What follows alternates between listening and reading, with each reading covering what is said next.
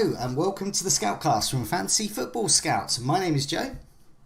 And my name is Andy. Andy, welcome. I don't know about you, but I am so looking forward to the Liverpool game. So to timestamp this, we are kicking off just as Liverpool and Villa are kicking off. I've got Salah captain, can't wait. Robertson I've got, really good differential. Alexander-Arnold, Watkins. So, looking good for me, isn't it? I haven't had a look at the team sheet yet. I assume they're all starting. No Salah, no Robertson. Ah. Okay, I'm less looking forward to perfect bit of acting, that was, wasn't it? Yeah, I knew really. They all knew. Anyway, Andy, apart from my awful acting, what is coming up on the show? Yeah, so we're going to have a very, very quick recap of Game Week 36 so far, because it's been a bit of a hit and a miss for a lot of people at the moment. We're obviously going to talk about Nketiah and City defenders. For some reason, Joe's put that on the notes, so I have no idea why. Yeah. We're going to prepare for Double Game Week 37, because it is the last Double Game Week of the season. I'm going to unveil my top differentials to consider for the run-in. So for me, I'm not where I want to be, and I need to make some moves moving forward. So we've kind of made a list here of players that are at the top of my mind at the moment for who we can kind of target moving forward. We've got an ideal free hit team for Game Week 37 as well, because there are still people with that in their back pocket. Joe has an eye on Game Week 38 as well, because obviously after this week, we've only got 2 game weeks left. So he's going to have a look at Game Week 38, which is usually a very exciting game week as well. It could be good for a free hit. Ooh. It could be. Then we're going to have a look at the latest stats. We're going to have a look at next season as well, because obviously the Haaland news does kind of change things a little bit. And we've got the community team, and then we're going to have some questions from everybody at the end as well.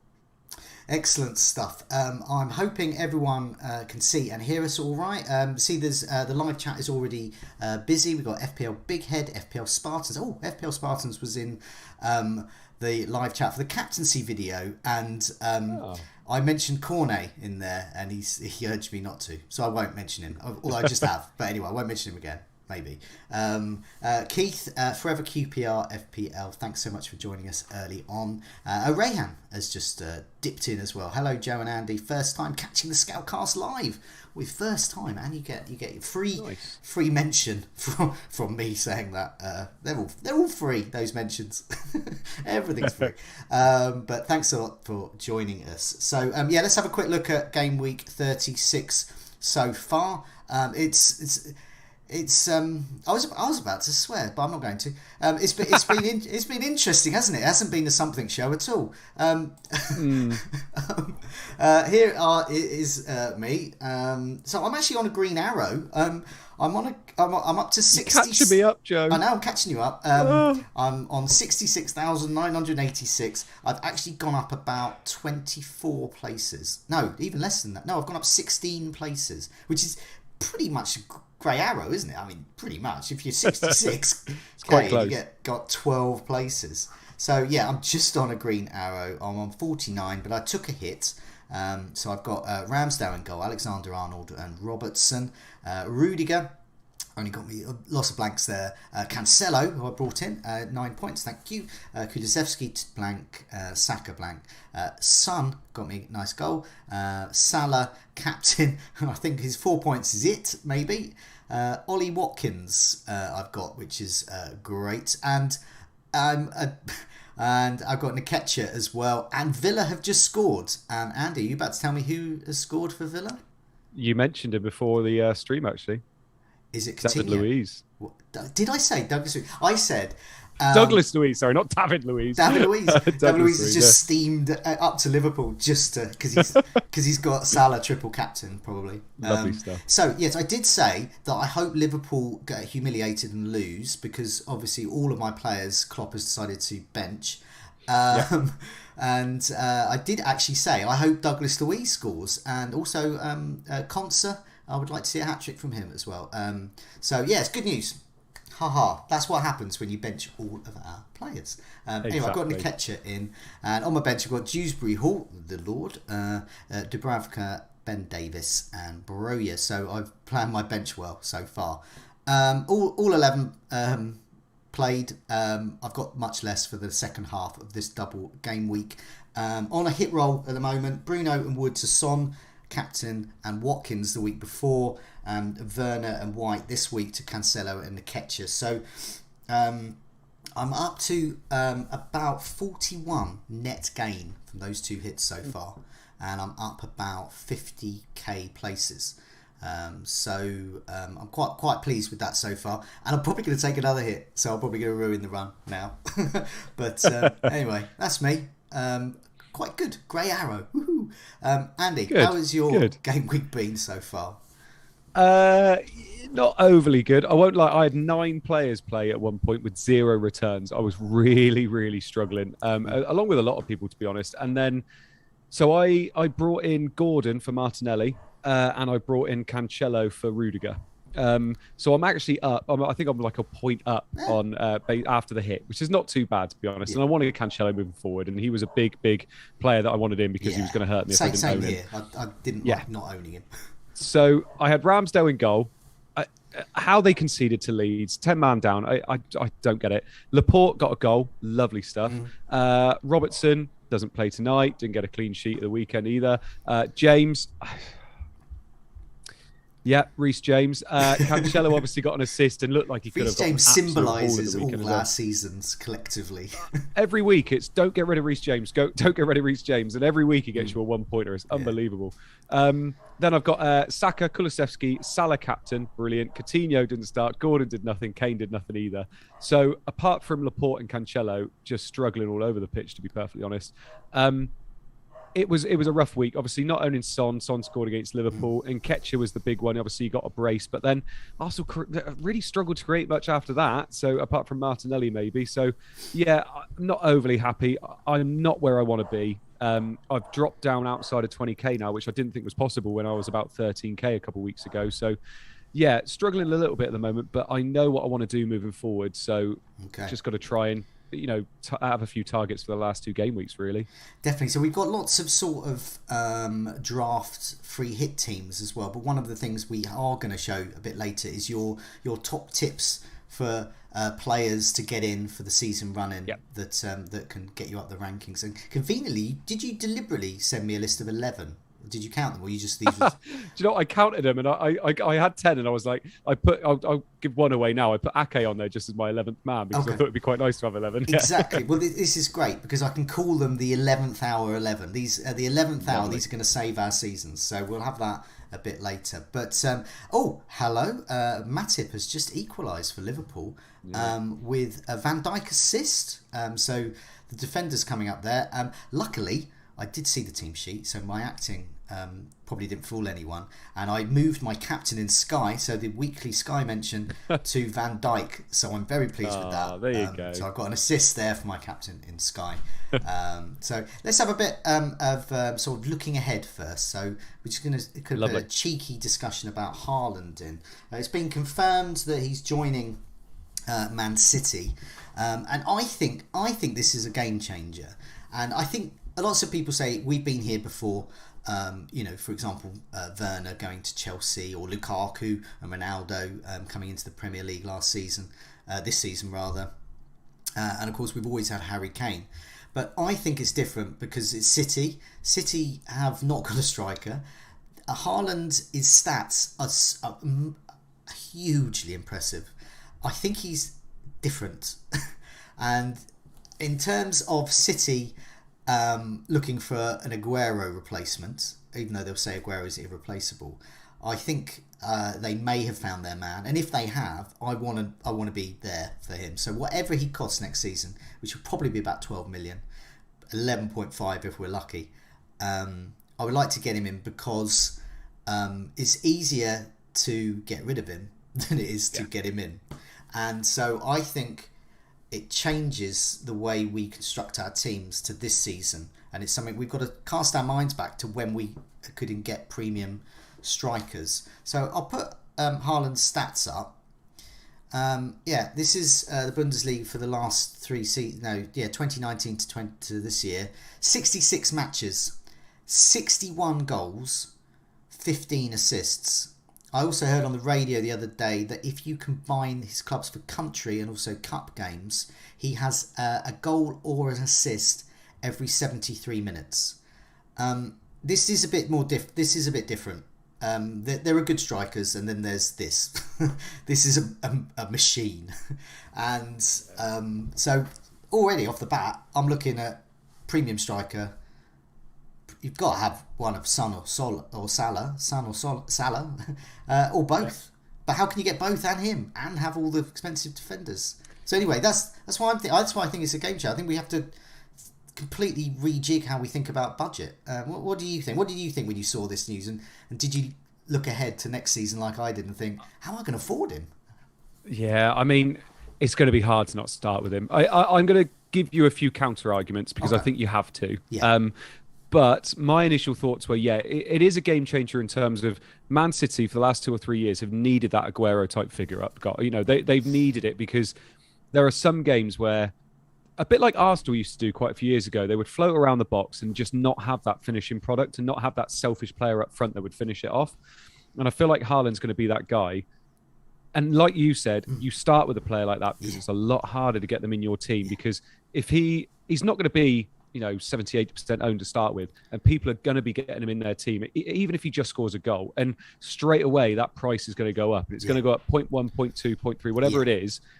And at the very start of the season, that getting that extra 0.1 or 0.2 is selling another player. Yeah. And that's what makes it so hard. Yeah.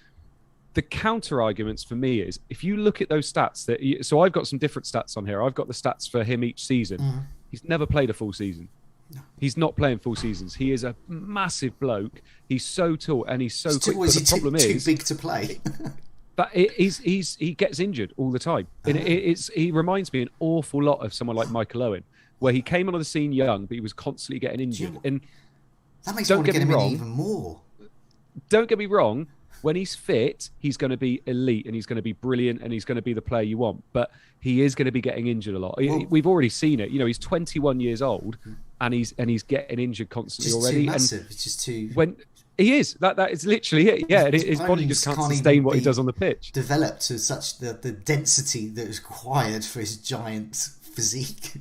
It is that is it. It sounds silly, but it's going to be interesting seeing. And for me, there's only one team in the league that manages players properly to make sure they can play, and Man City's the team. Look at what they've done with Foden. We've never had Foden as a proper FPL asset, and the reason is because Pep has managed him properly. If he was at any other team, he'd be playing every single game every week, whereas City are one of the only teams in the league that can say, actually, we're going to rest Haaland for 2 weeks, and that's absolutely fine because we'll win those games anyway.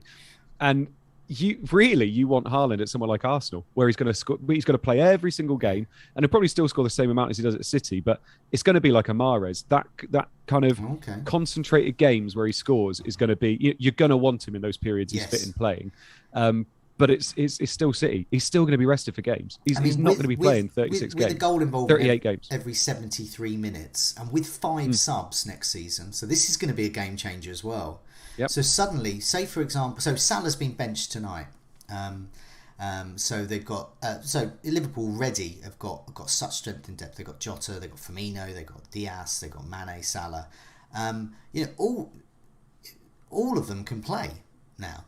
Yep. In a match, you can just move that 3 to move, and then get another 2 in. Even Minamino might get a few minutes towards the end now. They've got the luxury of doing that. So Haaland will get those minutes. But it's interesting what you say about the injuries, because players other explosive players of FPL past who are injury prone, and it's basic, and the name that I always think of is Theo Walcott, and people will go, Theo Walcott, are you sure?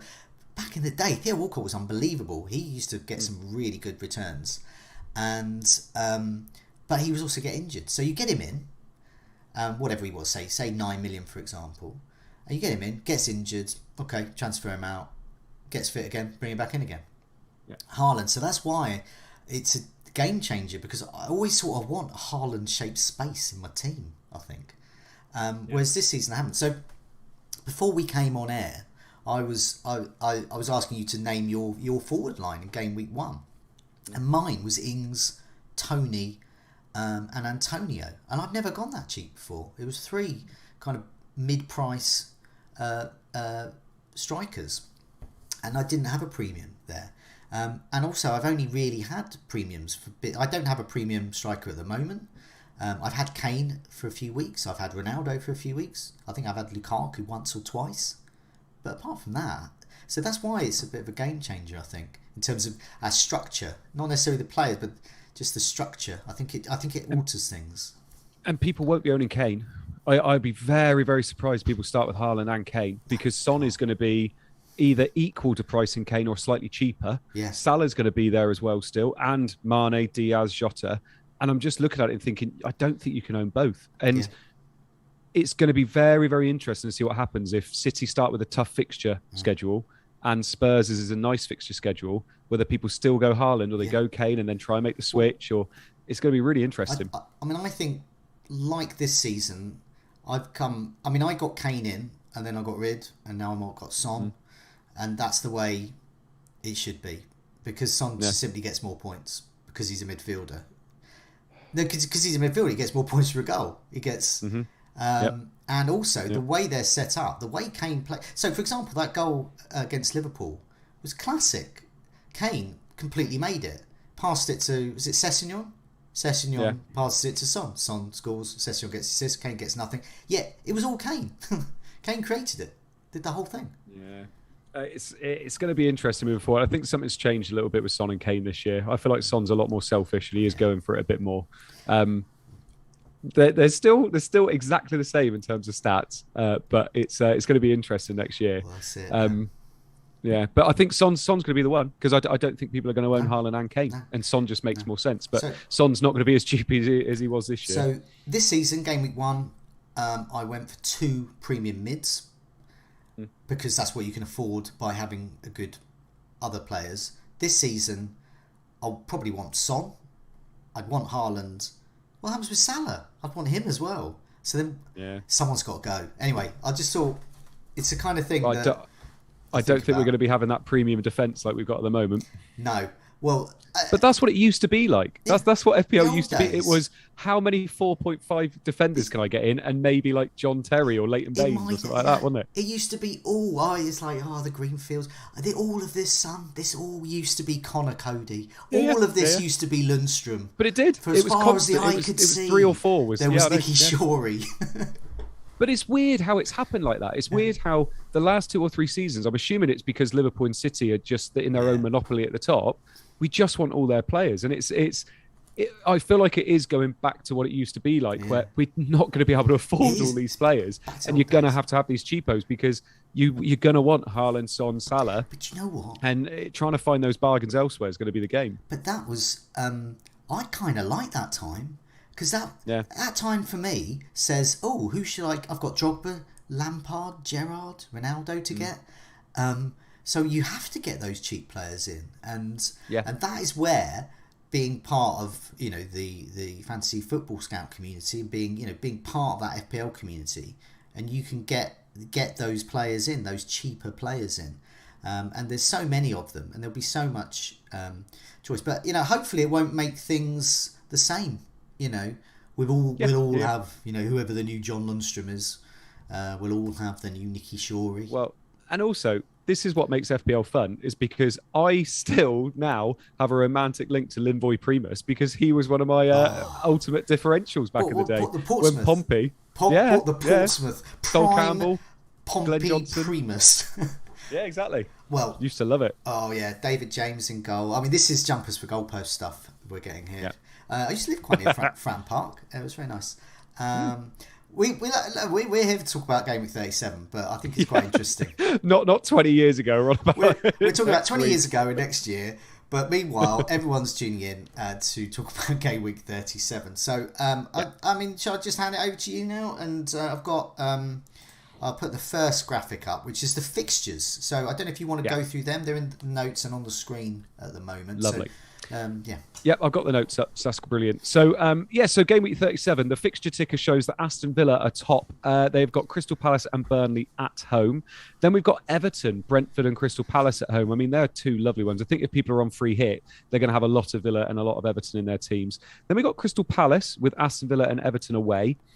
followed by Leicester, who have got Watford and Chelsea away, and then Burnley, who have got Spurs and Aston Villa away. And then we've got all the single game week ones. So we followed by Wolves, Spurs, Brighton, Brentford, Chelsea, and then right at the bottom, Man United, because they have a blank. Yes. Which I didn't realise, by the way. I didn't realise they had a blank. It's very rare you get that, just one team blanking. Yeah, but it's it because, threw me off. Some teams, because of the FA Cup and they've sort of getting one half of their double in, and so Manchester United are the one making way. You got Man United with a blank, and then you got West Ham, Southampton, Newcastle City all near the bottom. Obviously, it's quite interesting because Aston Villa, Everton, Palace. I think a lot of people would have been getting those players in on their free hits anyway. Yeah. I think a lot of players have probably got some of those players in their teams at the moment because they've been anticipating the double that we had for Aston Villa and Everton anyway. But I'm looking at it and thinking, Aston Villa, Everton, Palace. It's the Palace players I'm thinking I want to get in my team moving forward. I don't know how you feel. I think, we'll put in a sec. We'll put the sort of an ideal 36. 37 team up, and I'll just check. I've actually put Zaha's in there. Zaha I think is a good captaincy shout.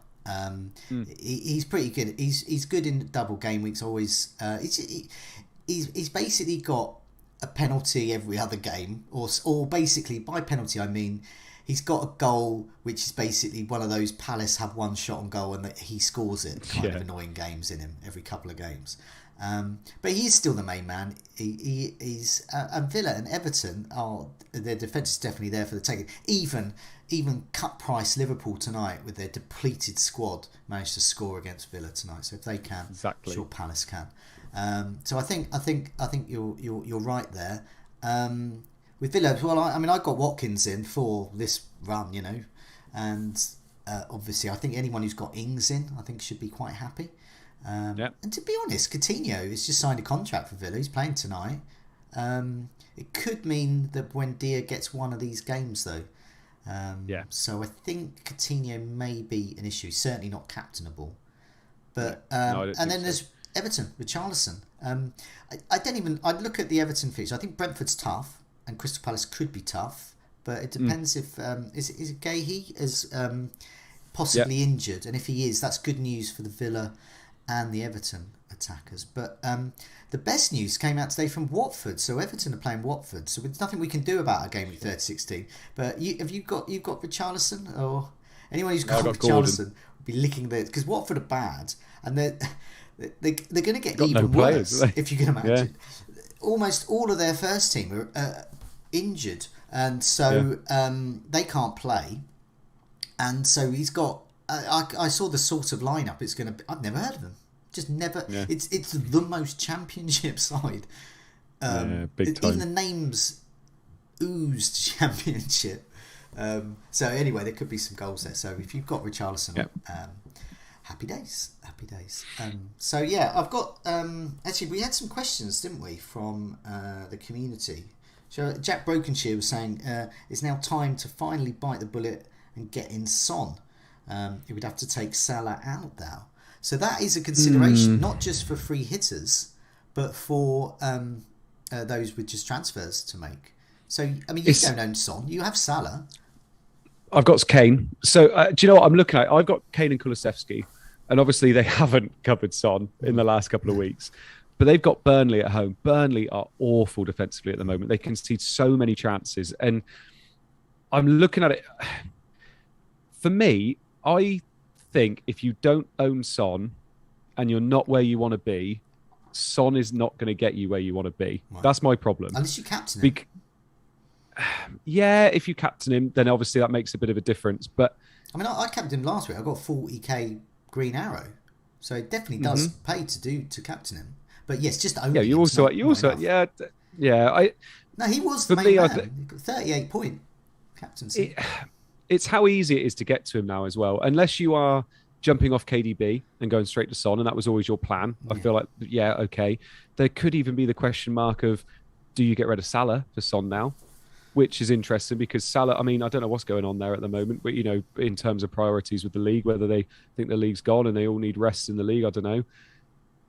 But I'm looking at Son and thinking, I can't get to him any other way. So I've got to ignore him because I've either got to hit it, and what I've got to now hope is that he doesn't do anything in the last couple of games, and I gain because I don't own him.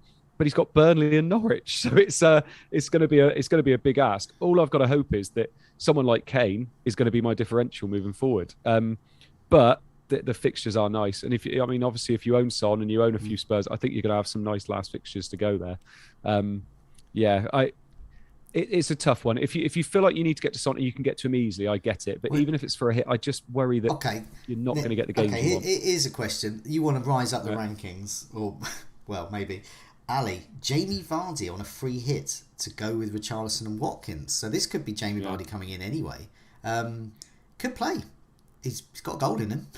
He could. Do you know what? When you look at all the players that I look at that are low owned, that I think could really boost you up, I always come back to the same players. Sterling is always one of them. Yeah. I love Sterling for that because look what he did this week. Gets 2 goals and he all of a sudden, he's always low owned. And Vardy's the other one. Yeah. But can I trust Vardy to start both games or all the games coming forward? I can't, because Iheanacho and Daka are both there. They're both scoring at the moment and both getting minutes as well.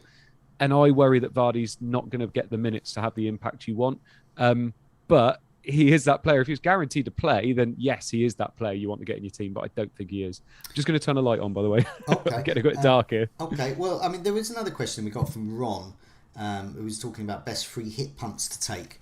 To looking to make big gains. So the graphic I'm going to put up next is something I hastily put together just to get the conversation going about a possible free hit 37 team.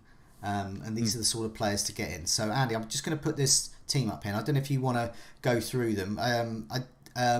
So you might even just laugh at them. But what we do is we'll look at some stats afterwards, and we'll look at your players to shoot up the rankings. But anyway, this is my hastily cobbled together with the budget I had team. So if you want to sort of go through who I've got, and you can probably guess why a lot of them are in there. Yeah. So I'll go through the starting 11. So Pickford in goal. And then it's Luca Dean, Trent, Cash and Klein at the back. Then we've got Son, Salah, Zaha and Gordon. Just Son, Salah and Zaha. And then we've got Kane, Watkins and Richarlison up front. So, yeah, I mean, I say that. It could be a 3-4-3. Could be a 4-3-3 here. I like it. There's a lot of players there I think have an awful lot of upside. Obviously, we've got potentially an issue with Salah. He's probably going to play the next game, isn't he? So it's probably not that much. Well, he's got the FA Cup final, so you would hope there. But yes, I think it's a 3-4-3 type week. I think, as you were talking about with Burnley, you want to go heavy on Spurs for this one, because Burnley are without their 2 choice centre backs, and Son and Kane. Spurs are still going. They've got to get their 4th place. Yeah. Or 3rd place even. I don't know if they can get that mathematically, but nevertheless. Mathematically, but yeah. But nevertheless, they've still got that to do, and also Son is going for the Golden Boot, so I would definitely want him in there. And who's going to assist him? It's going to be Kane. I think the captaincy video today and podcast do have a look at that or listen to it. Watkins or Richarlison, I think, are the main contenders for the captaincy. I think that's who, if you're going to captain a double game week player, it's going to be one of those two. I think Anthony Gordon is the second best Everton attacker. Zaha is another good captaincy shout.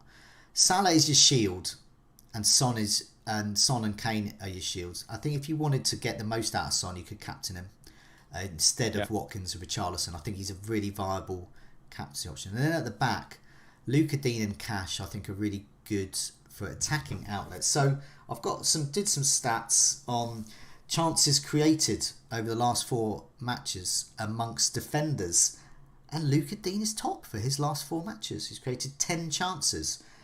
Expected goal involvement is quite low though, just under 1. But he's also had 1 clean sheet over that time. But he hasn't had any goal attempts, so he's your creative man. I was talking to Tom on the captaincy video, and he was saying that Jacob Ramsey's absence may have helped with that as well, because Douglas Luiz in sort of shores it up and allows Dean to go forward a bit more. He's certainly been more creative. So anyway, I think you could get good returns from him. He's a player I'm looking to get in. I put in terms of, to sort of put Luca Dean in context, so 10 chances created last 4. Robertson has 8. Alexander Arnold has 7, but a much higher expected goal involvement. So obviously they think they could have led to goals. Then Cancelo with 5. And then Matty Cash with just 2 chances created. But nevertheless, he's had 4 goal attempts. Which I'm assuming Dean's is like, because he's only played 1, hasn't he? So I'm assuming the other 3 were way before he got injured. These are the last 4 matches that they have played. That he's played. That any of them have played. This is any player's last 4 matches. Yeah, so he would have had his other 3 before his injury. Yeah. Yes, exactly. So this is just, we have to go with all. That's all we have. So those 4 matches. But nevertheless, that shows that he has, and we know, he can have the pedigree. And he can also be really frustrating. So a lot of people have been burnt by Luca Dean and won't go there. That's why I'm looking to get him in. I'm looking to get Rudiger out, who's actually on my, I'll reveal my team later, but I'm actually benching him at the moment. So I think Luca Dean is good. And Pickford as well, I think, is the best goalkeeper. I did a look at minutes per save, and I compared him with Martinez, because I think Villa and Everton are the key defences. They've got the best fixtures, and they play twice. So Pickford has got a save every 22.5 minutes. That is the best at the moment of regular starting goalkeepers. And Martinez every 32 minutes, so much less. So 16 saves for Pickford, and 11 for Martinez. So I think Pickford is good as well. I'm actually thinking of having taken a hit and getting Pickford in as well. God rest my soul. So I like Pickford. I think it's been really good the last couple of weeks. He's made some astonishing saves. I don't know. It's impossible to obviously say this, but it looks like he's trying to keep Everton up, which for a keeper is mental. So he is very, very good at the moment. I feel if they keep a clean sheet, he's making so many saves that I think he'll get bonus. If they don't keep a clean sheet, he's making so many saves, I'm going to get save points. I just think with Dean and Pickford over Rudiger and Ramsdale, which on paper, they're not as good players, but I just don't. I've just had enough of Arsenal defence completely. And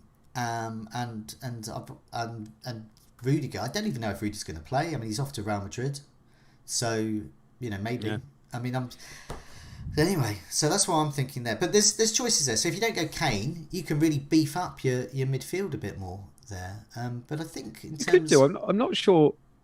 I'm not sure how much more I do to it though. No. To be perfectly honest, I like that front 3, and I think, as you've already said against Burnley, I can imagine Kane and Son going wild against that Burnley team. So I wouldn't want to go into that fixture without either of them, with the opportunity that one of them doesn't do it, if that makes sense. So the fact you've got both, I quite like. I love the double up in defence. I think that is the way to go. When you think you're only, I would either be tempted to go with Martinez or try and get only 2 defences you're worried about, if that makes sense. I really like that. And then Zaha's my pick of the week. I really, really like Zaha. I'm going to be getting Zaha in pretty much 100%. This is actually a really good week to free hit, because it's full of players you don't want long term who have good double game week and fixtures. They're low owned as well. They're low owned.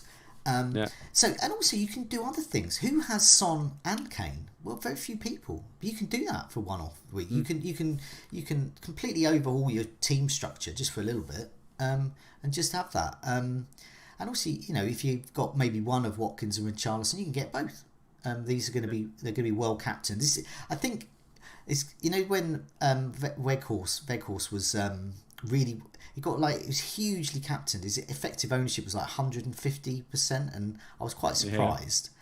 Well, I think we're going to get that sort of thing with Watkins and Richarlison. I think we're going to get stupid things to them, and it'll be annoying. I'm not going to own either. That's what I'm worried about. I hope they shun Watkins, and so and he does well, obviously, because he's probably going to be my captain. But nevertheless, I do. I think for a free hit, I do quite like this. It's all about those stacks, and it's all about stacking up and trying to just focus on a few fixtures. And the fact that we've obviously got the double game weeks with teams you wouldn't normally expect, I do quite like it. But I think you need those Spurs players in there. I'm just looking as well. City obviously have West Ham away. Yeah, not an easy fixture, is it? And I can't call that one. I mean, historically, City hammer the hammers, but in this fixture. But I don't know. Often I remember, was it Sterling scored a hat trick in the first game? Yep, first game of the season. This is towards the end of the season. West Ham are out of Europe. They've, Moyes is great at organising. It's Mark Noble's last game, but he'll probably come on. There'll be, the fans will be G'd up. I don't know. City, they could have wrapped it up by then. It could be impossible, especially. But yeah, I think if you didn't want Kane and you wanted to free up a bit of money, you could maybe go for an Ings-Watkins double up. A couple of people mentioned Ings in the chat, which is possible. I just think Dean and Cash might give you a bit more for your money and enables you to get Kane. I like the Dean and Cash one. I genuinely, I think I would not be very far away from this free hit at all. I think you've done a really good job. I think Dean and Cash provide you that upside, because Ings might not play one game, whereas Dean and Cash are going to play both. If they get the clean sheets, that's brilliant, and that's just a bonus. Like, you're looking for those. They're Dean's on set pieces. Cash has been getting forward, not quite as much recently, but he does. I think this is pretty much bang on what I would do personally. Good. Well, good. Well done, Joe. No, thank you, because we've got the community team, which is going to free hit this week. So this is more or less what I'm going to go with for that. So good to get your seal of approval, because once again we're doing disastrously. I removed Barnes for Mahrez. I took a punt on Mahrez. I thought I told you not to, didn't I? I've got to get. I was thinking of Diaz, but I wanted to get. I just thought Mahrez, but anyway, he should play next game, and you never know. So here's some more stats. Do you want to? I've got the. I don't know if they're hopefully in your notes, but the. Best double game week 37 players, last 4 matches. Shieldia is FPL Spartans, although he was making the ice cream cornet joke about ice cream and cornets. So, the best double game week 37 players, this is their last 4 matches, and it's ranked from the highest XGI, so expected goal involvement in the last 4 games. Top is Cornet. Then we got Richarlison. Cornet is an interesting one. Did you hear that the thing that came out recently that he asked to go back to his parent club? Yeah. You hear that? And you're in it, mate. And Jackson had to say, no, you're not. You're not here on loan. You're permanent. That's like it's like a husband saying, I like to go back to my real family now. Yeah, this is it. So that's not so good. But Richarlison next, 2.65. Obviously, a few of that is penalties as well. Watkins is third. I think Watkins has had a good kind of renaissance a little bit then in the last couple of games. Watkins 14 shots in the box and Richarlison 11, so very sort of similar. They're looking good. Yeah, they are looking good. It'd be interesting with Watkins and Ings, because I think Ings, he always looks dangerous when he plays, and I think now he's starting to get a few games now. It's going to be interesting to see what Watkins does. Weghorst and Mateta are next. I don't think I'd be going anywhere near them personally. I think Mateta looks to be in and out now because Zaha looks to be playing up front. Anthony Gordon is next, 2.14 for XGI. Oh, Danny Ings, I like him. Danny Ings there. Oh yeah, Danny Ings is there as well. Yeah, 2.25. So Danny Ings has had, like I said, it seems to be these Villa strikers having a bit of a kind of resurgence now. Then Anthony Gordon, who I got into my team this week. I mean, he had 4 fixtures in 2 weeks, so I couldn't really ignore him. And he's cheap as chips as well, 4.7 million. Not having a lot of shots inside the box, but he does create quite a few chances, especially because he's got set pieces as well. Then Zaha, 8 chances created, 10 shots inside the box. That's good, isn't it? And he's on penalties and potentially playing up front. Yeah. Honestly, there's not a lot I don't like about him at the moment. Yeah.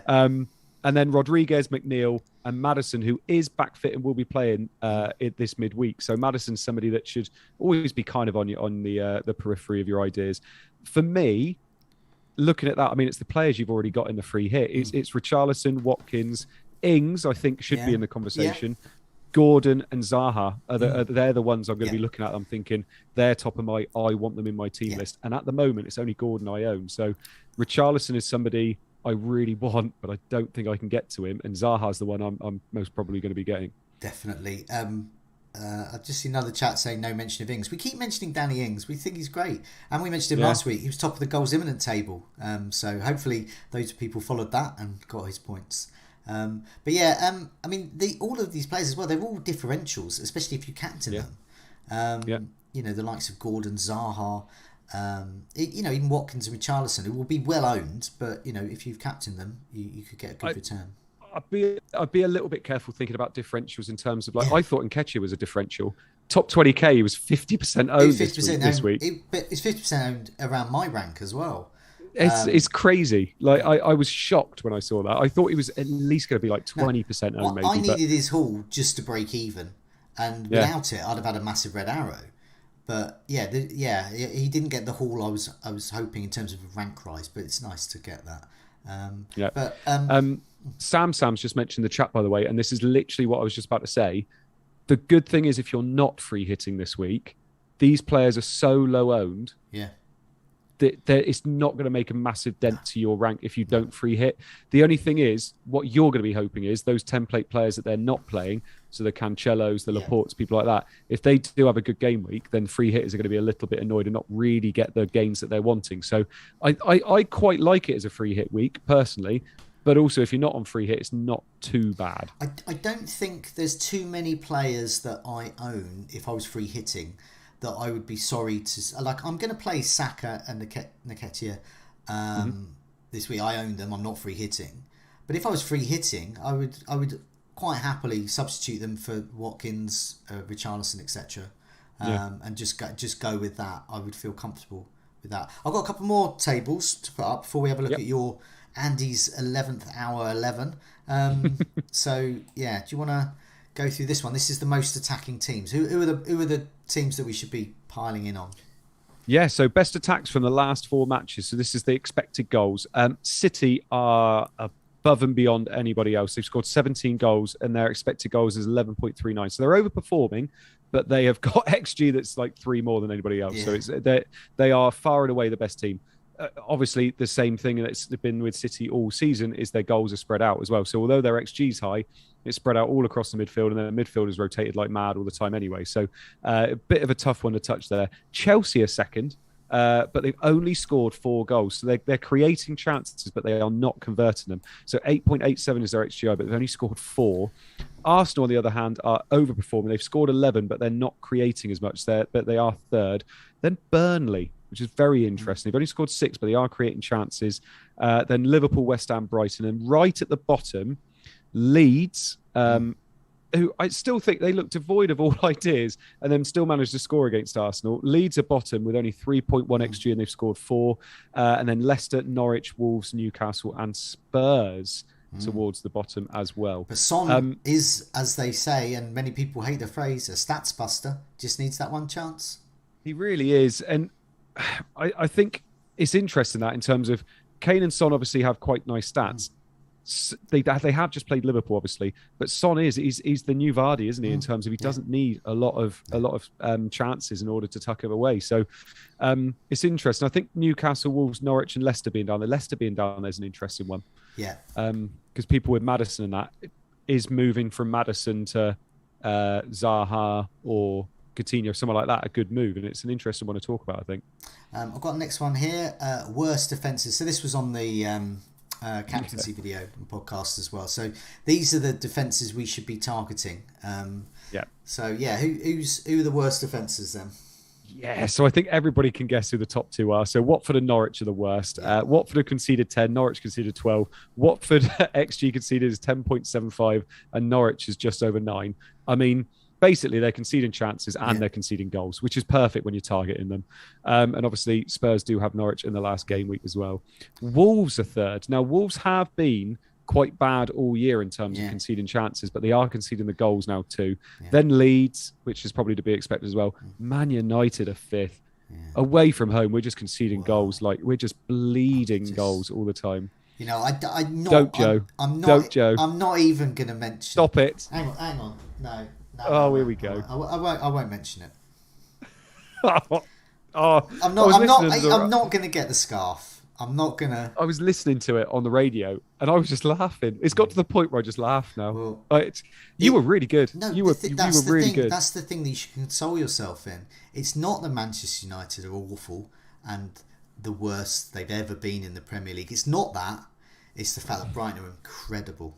That's what it is. So you can console yourself. I'm not gonna take anything away from Brighton. You played really well. You genuinely, you played really well. Top manager. But United, oh my goodness. Maguire was the problem though, wasn't he? Maguire was the problem. Yeah. Apparently from the bench or wherever he was. Exactly. And then bottom. So in terms of the best defensive teams at the moment, Liverpool and City at the bottom. We'd expect that. I say the bottom, it's because it's the bottom of the table, but Liverpool and City.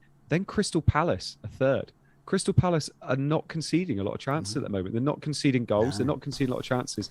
And obviously, we've got a double game week now with Crystal Palace. They're both away fixtures, but they're looking good moving forward. If Gay's out, though, that could be a problem because it might be like, say, Tompkins. Yeah, which isn't obviously as good. Or Kouate, I think. Does he sometimes play at the back as well? Now, I'm not going to keep raking over Manchester United, but Sam in the live chat has pointed out that Zaha, ex-Manchester United, is playing... is against Manchester United in Gameweek 38. And I mean, we all know what those sort of... Gameweek 38 is traditionally lots of goals, and we know what those sort of grudges could do. So if you own Zaha this week, I think it's not even this week, Gameweek 37. It's Gameweek 38, you could be getting the whole...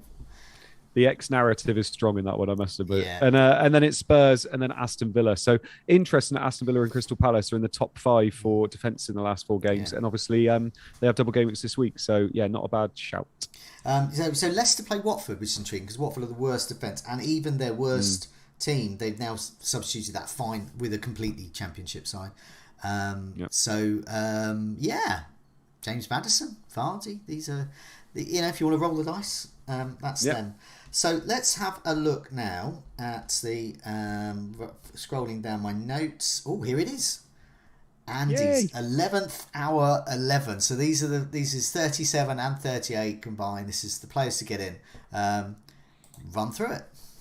So basically, I've been speaking to a few people on Twitter, and I spoke to Joe before we did the show about could we do a table with the players that I'm thinking about getting in, because these are players who I don't think it's even just getting them in. I think it's getting them in and potentially captaining them in these last 2 weeks, because for me, in these last 2 weeks, we had the obvious captain choice this week, which was Salah.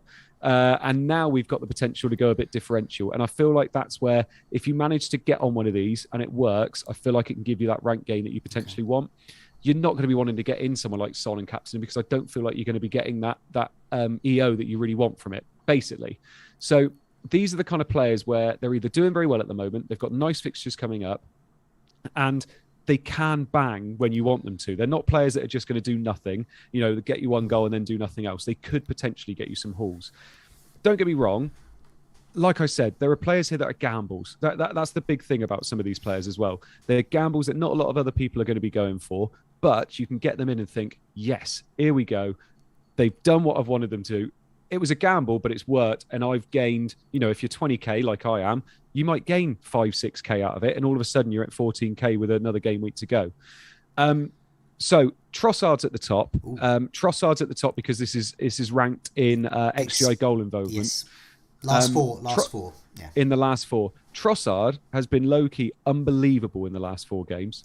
He is. A lot of people sold him about 3-4 game weeks ago as well. The last 4 in FPL. He's been absolutely appalling. Basically, he's created 9 chances. He's had 6 shots inside the box. Obviously, he doesn't take penalties. He started all the games. 2.76 XGI goal involvement. Obviously, he doesn't have the double game weeks, but 5.8 million.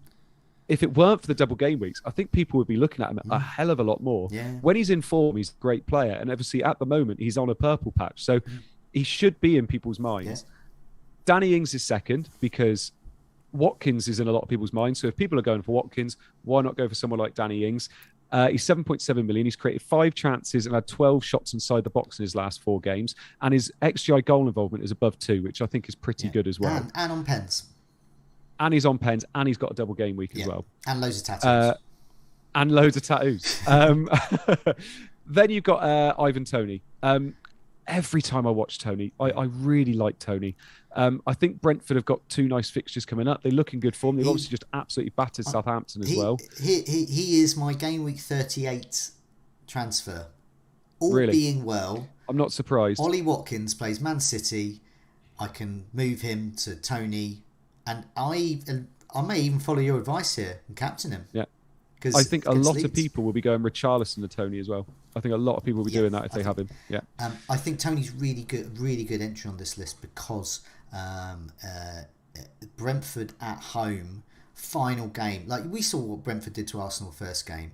Brentford at home, you know, when they've got all their players in, you know, Raya and Ericsson and obviously Tony, and I think it's going to be lots of goals, and I think Leeds can score, but I think there's going to be, you know, he's got hat tricks in him. Yeah, I honestly, it's that kind of game where you can just imagine him scoring 2 goals, scoring 2 penalties and getting an assist, and he is that kind of player that will just have a massive game at the end of the season. Yeah.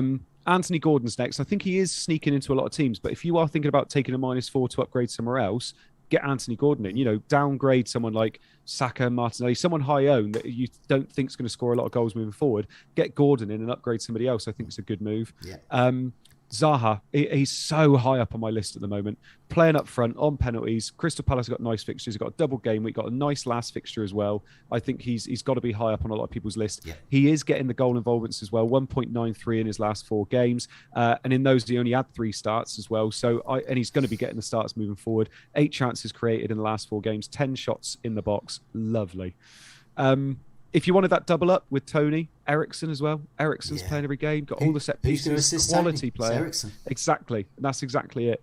Foden I've put next. 14, I just want to say 14 chances created from Ericsson. Yeah, highest chances created on this list. Yeah. He's integral to everything Brentford do at the moment.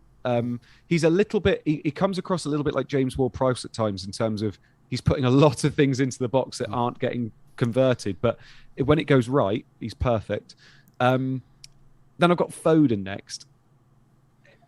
He's the type of player that could do very well in the last 2 weeks, but I feel like that's a gamble because of obviously the rotation. Yeah. He played a lot of football in the last couple of weeks, so it's a tough one, that one.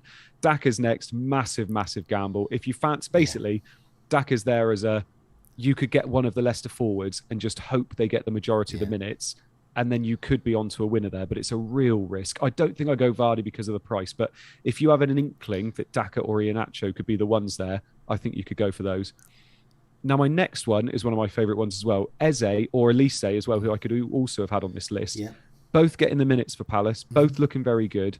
I quite like these as options. If you really wanted to go for it, I think Eze is 0.1% owned and Elise is 0.2% owned. I really like them moving forward. I think they could be somewhere where if you really want to go for it, you could get rid of someone like Martinelli, bring someone like Eze or Elise in, and it could be, imagine a 0.1% owned captain banging, getting 2 goals in the last game. I don't need to imagine because I own Chris Wood for his brace and assist. Was it a brace and assist last season? And that was one that went. I mean, it was like a 50k rank rise, just like that. It's just ridiculous. If it works, it's ridiculous. Don't get me wrong.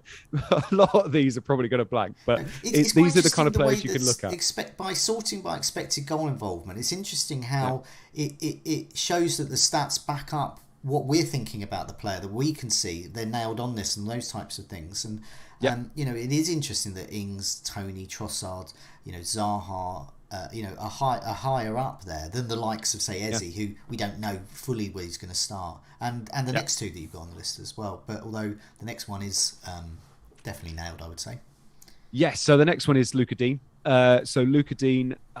You know, he's created 10 chances in his last 4 games. He's only 5 million, so he's cheaper than Matty Cash, and he's back in the 11. He's back fit. We didn't think he would be, but he is. And I think when Luca Dean is there, he is that great differential where he gets forward, he's on set pieces, and he either gets you, he's a bit like Reece James, isn't he? He either gets you 0 or 1 points, or he can get you that 16, 18 pointer, which is just brilliant. At the moment, he's better because he'll play. Yes. So I just point out we mentioned earlier his 10 chances created. That is the most of any defenders over the last 4 there. Yeah. So that's why he's my priority to get in. I don't know if I'll go as far as captain him, but I could do. It's tempting. That's the kind of move you want to make. Yeah. And it's and the last one on the list is Ake. Ake's on there because Diaz is now out for the season, so he's not coming back. Stones is injured at the moment as well. There's every chance that Ake could get some game time. He's 4.7 million.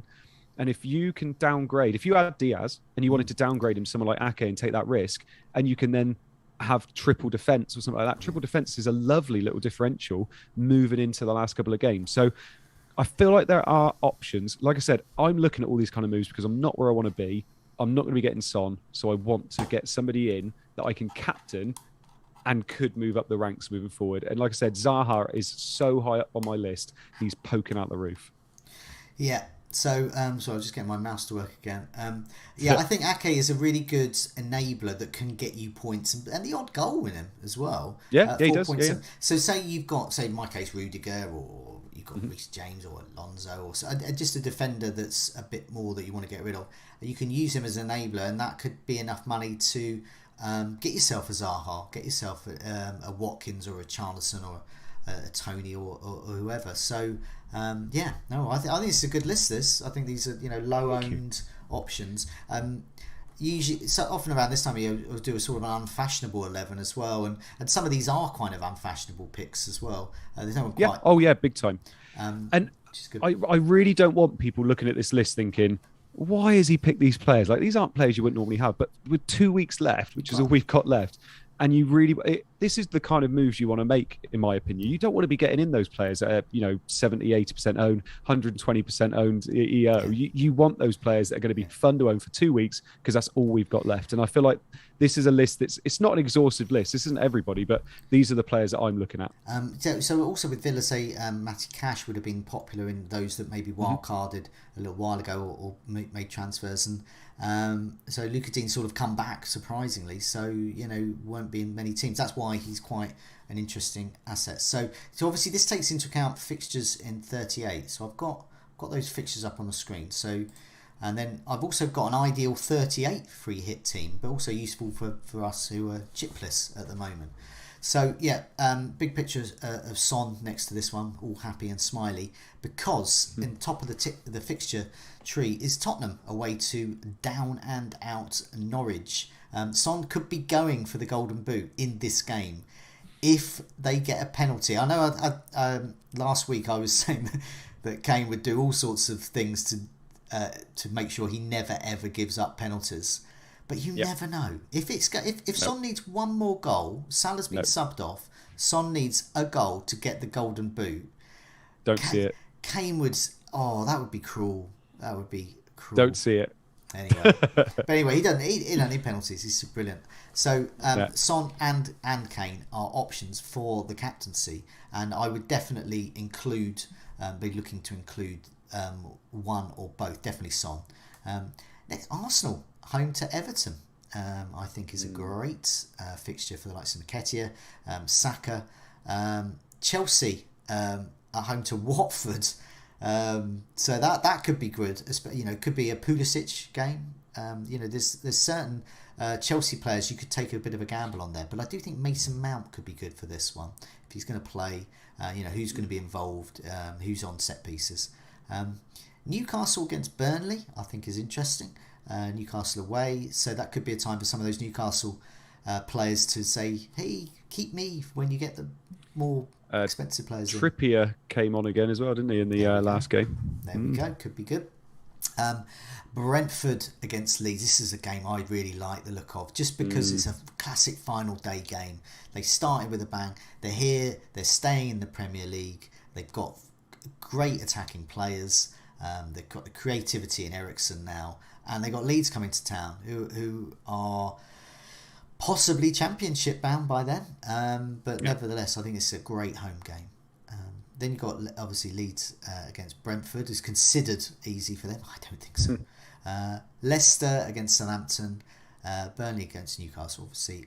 West Ham against Brighton. That's quite tough to call, that one. But City against Villa. Once again, you can roll the dice with, is it a Mahrez game? Is it a Sterling game? You can roll the dice there and make sure you've got a good bench. Manchester United against Crystal Palace. Zaha. It just says Zaha to me. I know. He's going to enjoy it. I'm going to enjoy. I don't enjoy Zaha scoring too often as a Brighton fan, but I will enjoy watching his hat trick against them. Cheers. And then you got Liverpool at home to Wolves. Yeah, I'm not sure why that's quite so far down there, because I think recent Wolves, I think that should be quite a bit higher up personally. Yeah, final game of the season. They may not have won, but they're going to want to give their fans a good send off. Once again, I'm looking at the home games really, because it's those home. Because if they're teams like to play their big stars for home games. In a way, you can take a few chances there. But never, the Crystal Palace, obviously at home to Manchester United. United will not want to go to Selhurst Park on the last game of the season. I tell you that right now. We're gonna get battered. yeah. So that's interesting. So with that in mind, I've got a sort of ideal 38 free hit team, which is sort of for those looking to make a move, maybe even two or three moves. Just really go for it on the final day. I like Dubravka in goal because I think he could get a clean sheet, but it's just saves. I'm not sure there's going to be any clean sheets, but I am after saves, and Dubravka and Pickford at the moment are the save guys. So that's why I've gone for him, and it frees up a bit of money to spend elsewhere. I can't see Liverpool dropping Robertson or Alexander-Arnold. They're going to play final game at Anfield. Cancelo can't do without. I think he's, these are sort of partly your shields here. Robertson a bit of a sword. Alexander-Arnold, Cancelo. This is to protect your rank wherever you are. You don't want to get a red arrow.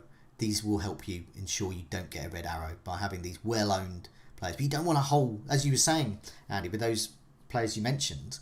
You can't have a whole team of them because you're never going to move anywhere. So so you've got to take some risks. So Son, I think, would be a captain, and that makes him a bit more of a sword. Zaha, I think, is a great option there. I'm looking at price. Tony, I think, is another good option there. And Nketiah, or Nketiah. And how do you pronounce it, by the way? I say it both ways. Nketiah. Okay, Nketiah. Yeah. Okay. So those two, I pronounce it differently, I think, every time I say them. Yeah. So those two up front with Tony, and then Salah. Now this is the choice. You see, do you go with Salah? It's final game at Anfield, but I think you could possibly.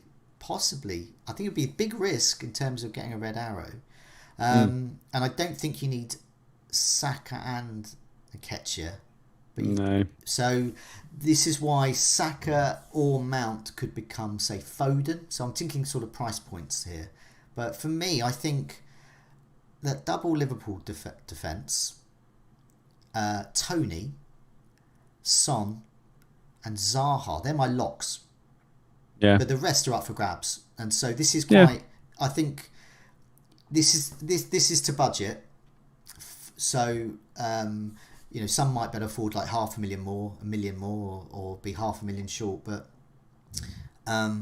what do you think of this set here? And who else would you have in here? Because as I said, I'm not like not that precious about these. I'm just doing it for sort of price points. A lot of them. I personally think it's the same with the Spurs boys in terms of I think I'd have Kane and Son if I could. I think I'd have both because I want to make sure that when one of them bangs, I've got them, basically. And I feel like the worst thing ever is you free hit with Son and it's Kane that gets the last day goals. Not a massive fan of the Mount pick, personally. I think he's somebody I'd probably move. Okay. I probably would look for that double up with Brentford and probably get something like Eriksen and Tony, because I like those double ups. I like that. I would go with that. Yeah, I'd be happy with that. I just like, on a free hit, it's that who's going to be assisting the goal, and it's most probably going to be Eriksen, like we said in the last week. So I do quite like that. I think Nketiah is a lovely pick because he's so cheap. I'd probably go against Saka. It depends whether I was chasing or whether I wanted to just consolidate. I think if you were consolidating, Saka's fine. But if you weren't, I think Saka would probably go for me. I think Zaha's. I mean, I mentioned about how much I love Zaha already. Anyway, no, he's a lock for me in this. Yeah, Cancelo's an interesting one. I don't know whether having one City defender is going to get you anywhere. I'm wondering whether, if you're going to go with City, whether you go for double City, because at least then you get something from the clean sheet. Whereas I think they're over 100% owned, aren't they, the City defenders? So I'm wondering whether you either ditch Cancelo completely and hope that City concede, which is against, is it? I can't remember they're playing now. Southampton, is it? What? No, Villa at home. Yeah. So it's going to be an interesting one there. I like the majority of, obviously. Okay. I mean, Sam in the live chat makes the point about if you're chasing rank, then just drop all the shields. No need for Alexander-Arnold, no need for Cancelo, no need for Salah. Just really go for that. So, as you're saying, maybe doubling up. So get Ake in and Edison, for example, that would be a use of that budget there. So that you get your double City defence. Hopefully, if Ake plays. Get rid of Saka, get rid of Salah, get Diaz in. Yeah. That could free up a I lot of mean, money. look, That would allow you could even Gelhardt put. to become Kane, maybe. I'm not sure about Ake's stats about how often he would come on, but I mean, you could change Davis to Ake, couldn't you? Yeah. And you could have Edison in goal and go for the triple City defence, Or, and or you that'd be could quite get, nice. I say, don't know. Sessegnon or Emerson Royal Yeah. from Mm, Spurs. I think they could be getting a clean sheet, could be getting an attacking return as well. yeah. So there's options there. So yeah, this I've done this deliberately as a mixture of the swords and the shields, but you could go much heavier with the shields. Yeah. But say if you're And in the this- top 100 and you want to stay there, then just go. Oh yeah, go shield, 100%. Go Yeah. shield mad. Also, we haven't mentioned him as well. Kulusevski's still a fantastic option. Yeah, Kulusevski in the middle there as well. If you wanted to go for Son, Kane, and Kulusevski on the Yeah. last day, it is very, very possible that all three of them do really well. Like they've done it already this season, so not a bad shout. So Saka and Kulusevski, similar price. I think you're right there. That would be Yeah. a good move. But anyway, this is just sort of to get people thinking about Game Week 38 and some of the players they might want to get. And there might be some out there who are going to save their free hit for that. So this is the mixture one. But yeah, I mean, if you want to really go for it, just go all out and pick some of those players that Andy mentioned on the 11th hour heroes. So this is our community team at the moment. We've done awfully this week, as you would expect, because we're awful at managing another team. So we're on about 28 points, and our captain is Salah, and I've got Mahrez in. Yeah, but we did get Laporte. We got 12 points from him. So hopefully we'll get few more returns for the next set of fixtures. I've got an idea for a bit of a team next year. I'll let you in on it. Maybe for next season. But I've got an idea. Well, no, I say it now. I quite like the idea of us having a team and us putting our moves on Twitter, so our Scoutcast community can pick. But we're picking what the moves are, if that makes sense. So what would your preferred move be? Okay. What would Seb's be? What would mine be? And then they vote for whichever one they want. Oh, okay. And I feel like that'd be quite a nice way of doing it. Yeah, we can do it like that. So we're managing it still, but they're inputting into it as well. And then we can blame them when it goes wrong, basically. Oh, great stuff. Yeah, because at the moment we've only got ourselves to blame. But anyway, looking at the squad there for the community, I've got Ramsdale there in goal at the moment, so obviously we want to move him out for Game Week 37. But I'm okay with him for Game Week 38. We've got Rudiger, Laporte, Alexander-Arnold, Ben White, Coutinho, Kulusevski, Saka, Salah, Mahrez, Kane. So there's a lot of players we kind of might want in Game Week 38, but Game Week 37, this is a good team to free hit in Game Week 37. So going back to that team that we had earlier, I'll just put it up here, the ideal 37 team. We can see here we're missing loads of these players like Zaha, Richarlison and Watkins. So this is a good chance to do that. And that double Villa defence. Okay, so we've got some bus teams to reveal, but we're going to take some quickfire questions from the community. So how do you want to do it? Do you want to do your bus team first, or shall I do mine? Or just go with whichever one's on first, mate. I don't mind. Well, I'll do your one. So if everyone in the live chat can ask us questions that we can either say yes, no, or make a noise at, and I will try not to speak for ages on them. Lovely stuff. So Andy, your bus team. Who are you going with, and what moves you're considering? So I've got Pope in goal. He's got a double game week. I've got Cancelo and Laporte. I've got James and Robertson. Then I've got Salah, Kulusevski, Coutinho, who's got a double game week. Saka, Gordon, who's got a double game week. And I've got Kane, captain at the moment. I've got Mateta on the bench, who does have a double game week, but I don't see the point in playing him because I don't feel like he's going to play, to be perfectly honest. And then I've got Brozier and Nori on the bench as well, with Ramsdale on the bench too. Initially, I was thinking of downgrading Ramsdale to the cheapest keeper I could possibly get and upgrading Brozier or Mateta to Richarlison. Okay. Or what I have been thinking recently is ditching Coutinho and getting Zaha in. Because I'm not sure Coutinho is going to get the 2 fixtures. No.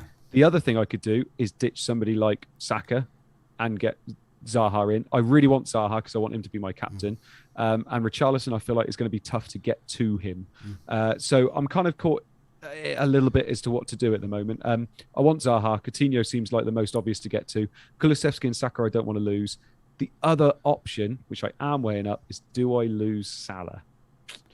So do I downgrade Salah to Zaha and then upgrade Brozier to Richarlison for a -4 and then captain Zaha or Richarlison? So I've got a few options, but I'm not looking too bad. I don't think. You can take a hit for this. I think so. There's my main players I'm worried about not having are Zaha and Richarlison at the moment, and Son, basically. They're the three players I'm most worried about not having. So I could even downgrade Salah to Son and then get Zaha in for someone else. I don't know, or get Richarlison and ignore Zaha, but I do want Zaha. So I think, with if the Everton Watford game plays out as you would expect, Richarlison will get returns, and so that'll make him an even more popular captaincy choice in Gameweek 37. So it could be going against a lot of ownership, but then again, you're also minimising how much you can get from him in terms of a rank rise. So it becomes a shield, which is annoying. Yeah, okay, no, I like that. So who would be your captain? So captain is on Kane at the moment because I don't trust any other double game week ones. But if I get Zaha or Richarlison, it'll be one of those two. Okay, right, okay. Here is my team. I have currently Ramsdale in goal in a 3-5-2 with Robertson, Alexander-Arnold and Cancelo. Salah, Son, Saka, Kulusevski. Dewsbury Hall is tentatively in there. Watkins, who's playing Crystal Palace and Burnley at home, is my captain currently, with Son as my vice captain. So it'll be one of those two. I think that will be the decision I'll have. Be one of those two. And Nketiah, I'm going to play as well, even though it's Newcastle. So I'm a bit Arsenal heavy. I am looking. I've got Rudiger on the bench and Dubravka and Davis and Broja, Ben Davis. So Ben Davis is a player that can come into the 11 at the expense of Dewsbury Hall. So I would hope there'd be a clean sheet there, but he's more of a sort of 6-point kind of guy. And Dewsbury Hall could also be a 6-point kind of guy, but if he gets an assist, he suddenly becomes a sort of a 9-point kind of guy. Broja definitely safe on the bench. Rudiger is a player I think I might want to remove. I don't know if he's going to get that final Watford game. I think I want to move him for Luca Dean, who then comes into the captaincy consideration for a rank rise. Ramsdale could go as well for Pickford. I really like Dubravka as a final Game Week 38 goalkeeper because he's not just so many saves, and I just don't know clean sheets are going to come in Game Week 38. So that's the move I'm making. Either just Luca Dean to Rudiger and bench Dewsbury Hall, or take a hit and get and bank on Pickford outscoring Ramsdale by more than 4 points. So at this stage of the season, obviously, if I get more than 4 points net, if I get a net gain from that, then I'm quite happy with that. Watkins, but the big miss is Richarlison. So I could do a move of Broja and Rudiger out for a bit of fodder and Richarlison. But I prefer to take a hit and get 2 players in that are going to play, rather than I haven't really looked at. I'm definitely not sort of keen. I could get. I don't even know if I can do that. I've got nothing in the bank. I think I've got 0.3. So I don't even think Rudiger and Broja to Richarlison is actually equals anything. Shimikas maybe, but I've already got 3 Liverpool. Anyway, have we got some questions? We do. Of course we do. So here we go then. Forever QPR. Evening, by the way, Pontus, because obviously you did really well in Gaffer this year, and at one point I was number 1 and he was number 2. Okay then, gin and tonic or whiskey sour, Joe? G&T. Yeah, gin tea for me as well. Jack Brockenshire, is it finally time to go Salah to Son? I still don't think it is. Yeah, I mean, my head says no, but if you're chasing, it could be the move. Colm says, do we do Saka to Zaha?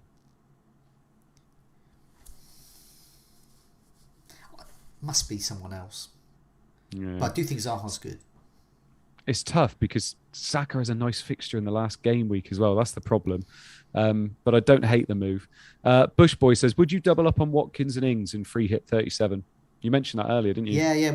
I think Watkins, Ings and Richarlison is a good alternative if you don't want or can't afford Kane. FPL Spartans, free hit 37. Do I go Cancelo and KDB or do I go Trent and Salah?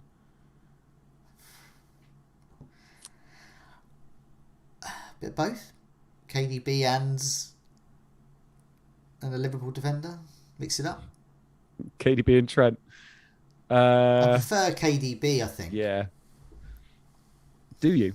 To Salah, I don't. yeah. I think now he's had his rest. I think I go Salah Cancelo. Yeah, I don't know. I think it depends if you're chasing as well. But I think KDB would be very low owned, and he could get in a monster haul against West Ham, isn't it? Gameweek 37.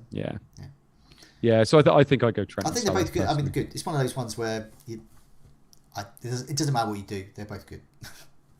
Sorry, I haven't been saying the names, have I? Oh, yes, I have. Shanoisy Rambanola says Hwang or Nketiah to Richarlison because Hwang plays against Norwich. I know what I'd be doing. Well, if it's Hwang, it's just Hwang. Hwang him up. Get rid of Hwang. Get rid of Hwang. Yeah. Oh. The only reason you want to keep Hwang is if you've got King as well. Yeah. How has he still got Hwang? Sam says, what would you like to see different for next season in FPL? I think they need to change the points. If there's 5 subs, I think they need to do something around getting more than 60 minutes or getting to 45 minutes. You get a point, you get an extra point, and then an extra 2 points at 6. I don't know. I haven't really thought about it, but they have to take that into account. Yeah, I agree. I think the game's changing. Like, you know, the game's changing, and the actual FPL game itself hasn't changed drastically in quite a while. I feel like it needs to change personally. I feel like there's something like that. Even if they give us an extra sub or they give us something, they need to do something. I feel, and I feel like change is coming. I feel like there is going to be something maybe changing. Yeah. Adam Clark, question. Because you do the members video with Mark, and he's got a man he's a man with his finger on the... There's little whispers. There's whispers. Well, has he been whispering to you? Of change. No, I'm not saying who's been whispering. Who's been whispering, but there's been whispers. Who's been whispering? Anyway, Adam I'm Clark jealous. says, I've got to find out. there's question for Andy, as I know he plays Gaffer. Next year, Mitrovic or Solanke? Depends on fixtures to start with. I actually like both. I think Solanke, a lot of people are remembering what he was like at Liverpool. He's a very, very different player than when he first came to Bournemouth. I really like Solanke. And obviously he's on pens. Mitrovic is on pens too. I really like Mitrovic too. Just be aware that those squads could be very different when they come up. Whatever price they are, I would advise getting a slot in your team that is that price, so you can get on them. Within 0.5 of whatever they are. Because I've owned Mitrovic before. Mitrovic is absolute pants in the Premier League and amazing in the Championship. Yeah. He's terrible in the Premier League. You owned him in the Premier League. I did. You got one of his he missed rare a pen goals. for me. I Did you get a red card? Penalty miss, maybe?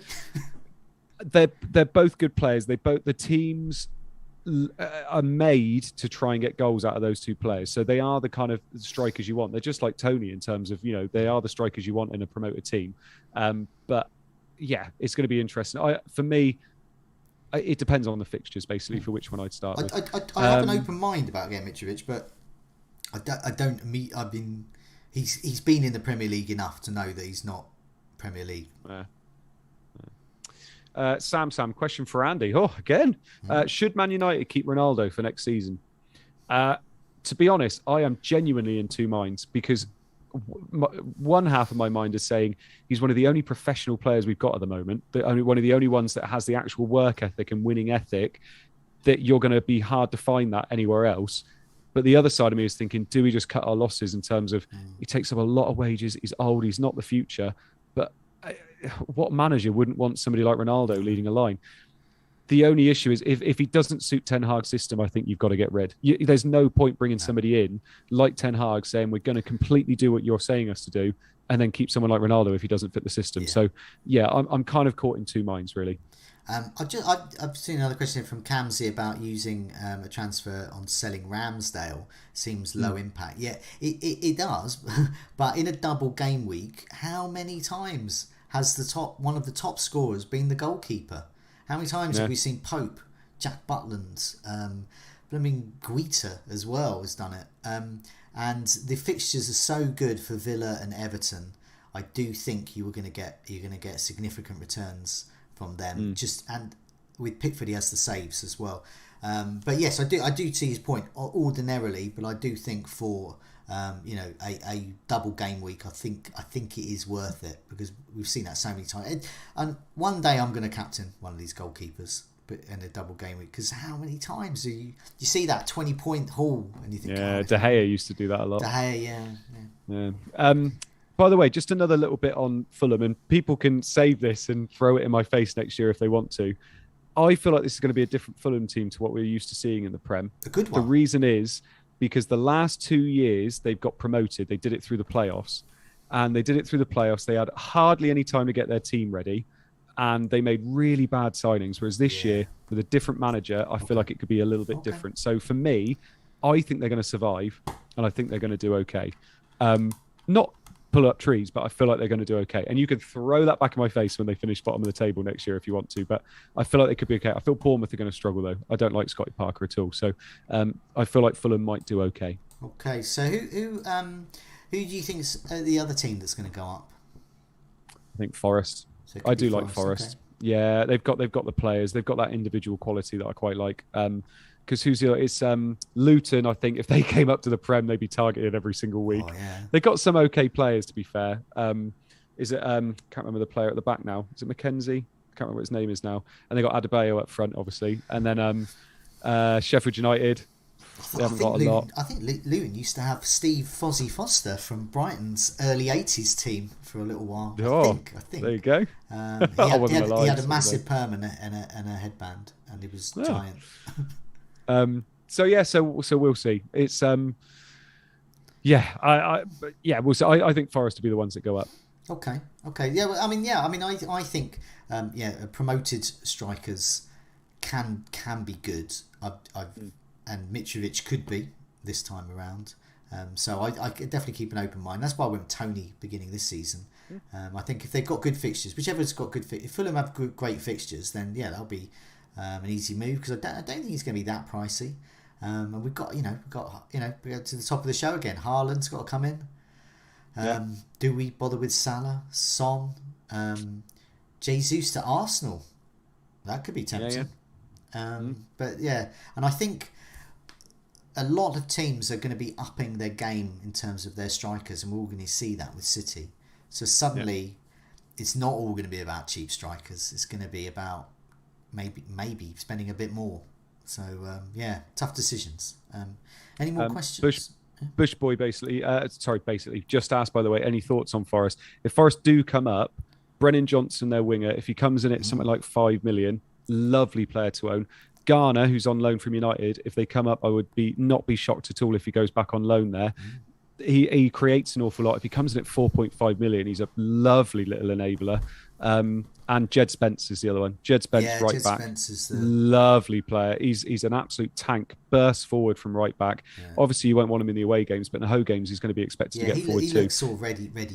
Premier League quality. Oh, he's brilliant. Yeah. He's brilliant. The only thing is they obviously need to buy him because he's on loan from Middlesbrough. So I'd be shocked if they didn't make him permanent.